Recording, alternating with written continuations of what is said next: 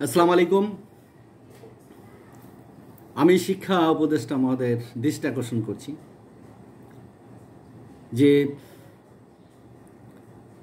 উচ্চশিক্ষায়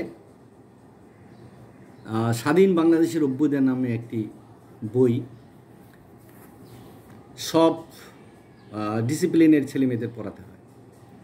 science, arts, commerce ইত্যাদি ইত্যাদি সব জায়গায়, যে আমাদের স্বাধীন বাংলার অভ্যুদয়ের ইতিহাস, কিভাবে এই একটি দেশ স্বাধীন হলো, সেই ইতিহাসটা 1947 সাল থেকে বর্তমান পর্যন্ত। এবং সেখানে এই 47 সাল থেকে বাংলাদেশের যাত্রা, কেন তার পূর্বে আমাদের ইতিহাস নেই? এবং 47 থেকে 71 পর্যন্ত যারা রাজনীতি করেছে পাকিস্তান, পূর্ব পাকিস্তান, তখন আমরা ছিলাম পশ্চিম পাকিস্তান, পূর্ব এবং পশ্চিম পাকিস্তান মিলে ছিল পাকিস্তান।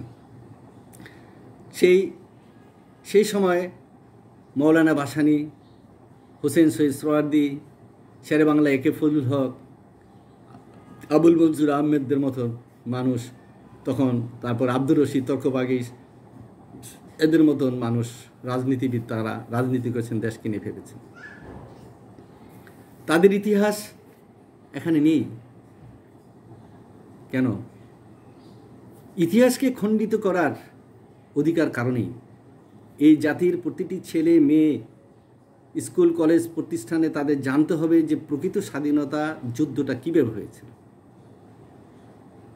একজনের শুধু পূজা করলেই হবে না, একজনের কথা জানলেই হবে না। স্বাধীনতা আন্দোলন এবং একদিনে হয়নি।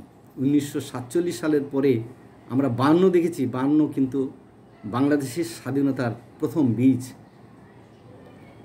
আমরা সেই 52-র পরে 54 যে যুক্তফ্রন্ট নির্বাচন হয়েছে, সেই যুক্তফ্রন্ট নির্বাচনে এদেশের মানুষ পাকিস্তানকে প্রত্যাখ্যান করেছে। সে সময় কাদের নেতৃত্বে এই নির্বাচন হয়েছিল? যুক্তফ্রন্ট নির্বাচন তখন হয়েছিল শেরে বাংলা একে ফজলুল হক, ভাসানী, সোহরাওয়ার্দী সাহেবদের নেতৃত্বে।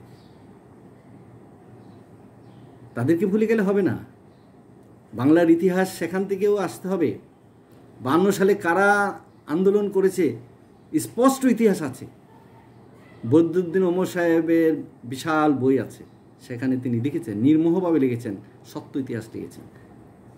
তাই সেখানে ওই সমস্ত তমুদ্দুন মজলিস, ওই সমস্ত নেতৃবৃন্দকে আমাদের স্মরণে রাখতে হবে। ইতিহাস কিন্তু কারো পকেটের না।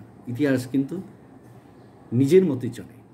ইতিহাস কারো ঘুষ খায় না, ইতিহাস কারো ওইভাবে বন্ধু হয় না। ইতিহাস নির্মোহ, একটা তরবারির মতন, সে সঠিক মতন কাটে। তাই 52 সালে পরে 54 সালের নির্বাচনে এদেশের সাধারণ মানুষ, তখন যুক্তফ্রন্টের যে নির্বাচনী প্রতীক ছিল, তখন ছিল নৌকা। এটা যুক্তফ্রন্টের প্রতীক নৌকা। এই নৌকাকে বিজয় করেছে এই দেশের সাধারণ মানুষ। তখন পূর্ব পাকিস্তানের লোকজন কিংবা সাধারণ মানুষ, তারা কিন্তু নৌকাকে বিজয়ী করেছে। তো 52-র ভাষা আন্দোলন এবং 54-র যে নির্বাচনে এই দুটি জিনিস কিন্তু বাঙালির মধ্যে একটা স্বাধীনতার স্পৃহা জাগিয়ে তুলেছে।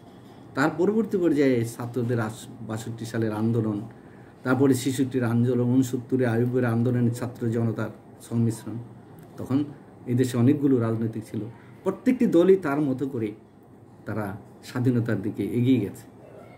তারপরে 71 সালে এসে মুক্তিযুদ্ধ হয়েছে।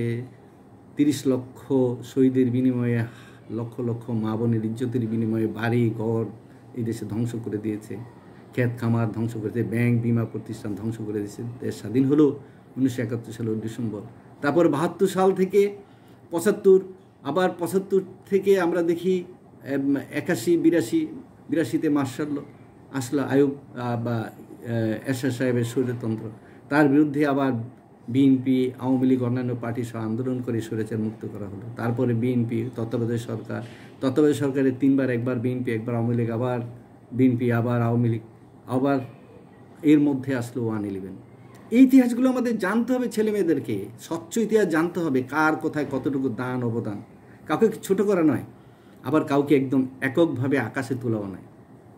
আমাদের সত্যিকার ইতিহাসটা জানার জন্যেই এই যে এখন জাতীয় বিশ্ববিদ্যালয়ে যে পাঠ্য করেছে, যে স্বাধীন বাংলা অভ্যুদয়ের ইতিহাস, এই বইটি স্টপ করা দরকার। এক্ষুনি এই বইটিকে স্টপ করা দরকার এবং পাঠ্য হিসাবে যতক্ষণ পর্যন্ত না নতুন করে পাঠ্য প্রণয়ন করা হবে ততক্ষণ পর্যন্ত এই বইটি স্টপ করা হবে।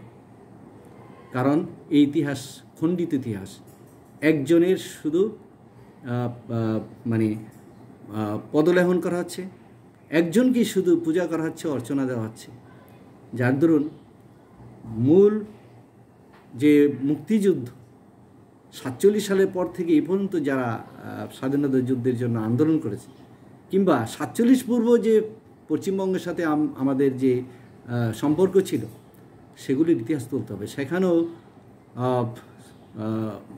শেরেবাংলা একুপুর সাহেব, ওখানেও তিনি মানে মুখ্যমন্ত্রী ছিলেন, ওখানে তিনি শিক্ষামন্ত্রী ছিলেন। তারপরে সোহরাওয়ার্দী সাহেবও সেখানে তিনি মুখ্যমন্ত্রী ছিলেন। তো এইগুলো কিন্তু আমাদের ইতিহাস, সেখান থেকে আমাদের আসতে হবে। আমাদের ব্রিটিশ অঞ্চলটাও, মোগল আমলও আমাদের কিছুটা টাচ করে, কারণ বাংলাদেশ তখনও ছিল।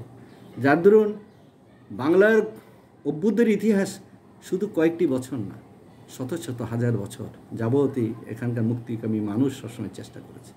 তাই জাতীয় বিশ্ববিদ্যালয়ের কাছে আমার বিশেষ অনুরোধ, অতি দ্রুত এটা বন্ধ করুন। আর শিক্ষা উপদেষ্টা মহোদয়ের কাছে আমার অনুরোধ, আপনি জাতীয় বিশ্ববিদ্যালয়কে বলুন যে এই বইটি যেন মানে সংস্কার না করে, পরিবর্ধন না করে যেন এই বইটি আর চালু না করা হয় এবং পরীক্ষা যাতে না নেওয়া হয়। ধন্যবাদ, ভালো থাকবেন।